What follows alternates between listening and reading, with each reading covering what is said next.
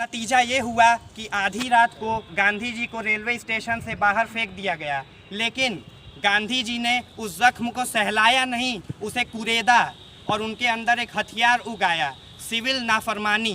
जालिम का न कहा मानना ही सिविल नाफरमानी है और इसी के साथ एक इतिहास की शुरुआत होती है। लुई फिशर कहते हैं कि अगर उस अंग्रेज़ के बच्चे को ये मालूम होता कि जिस आदमी को वो ट्रेन के डिब्बे से बाहर फेंक रहा है वही आदमी एक दिन अंग्रेज़ी हुकूमत को पूरे ग्लोब से बाहर फेंक देगा, तो ऐसी गलती कभी नहीं करता।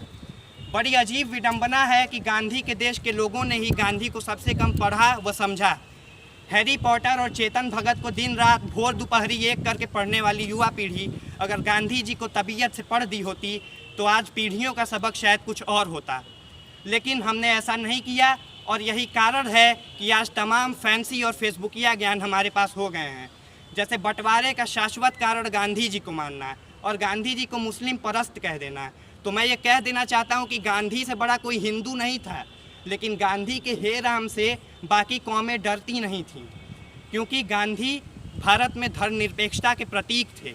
आज के समय में अहिंसा को कायरता और कमज़ोरी का प्रतीक समझा जाता है, लेकिन लोग ये भूल जाते हैं कि विश्व की सबसे बड़ी सेना से आप हथियार से लड़ाई नहीं कर सकते। उसके लिए आपको एक ऐसा हथियार चुनना होगा जिसका मुकाबला वो न कर सकें, और वो हथियार है अहिंसा।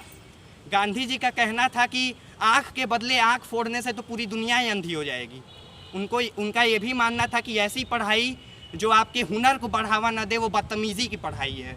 गांधी जी और तमाम नेताओं और सेनानियों के बलिदानों, आंदोलनों और जेल यात्राओं के फलस्वरूप 15 अगस्त सन 1947 को हमें आज़ादी मिली और हम देशवासी गांधी जी को इतना चाहते थे कि अगले ही वर्ष उन्हें 3 गोलियां मारकर उनकी यही समाधि बना दी। लेकिन गांधी कभी मरते नहीं हैं, क्योंकि गांधी एक विचार का नाम है, गांधी एक व्यक्ति का नाम नहीं है और विचार सदैव जीवित रहता है। अंत में दुष्यंत कुमार जी की चंद पंक्तियों के साथ अपने व्याख्यान का समापन करना चाहूँगा कि खुदा नहीं न सही, खुदा नहीं न सही आदमी का ख्वाब सही, खुदा नहीं न सही आदमी का ख्वाब सही, कोई हसीन नज़ारा तो है नज़र के लिए, वो मुतमईन है कि पत्थर पिघल नहीं सकता, वो मुतमईन है कि पत्थर पिघल नहीं सकता। मैं बेकरार हूँ आवाज़ में असर के लिए, मैं बेकरार हूँ आवाज़ में।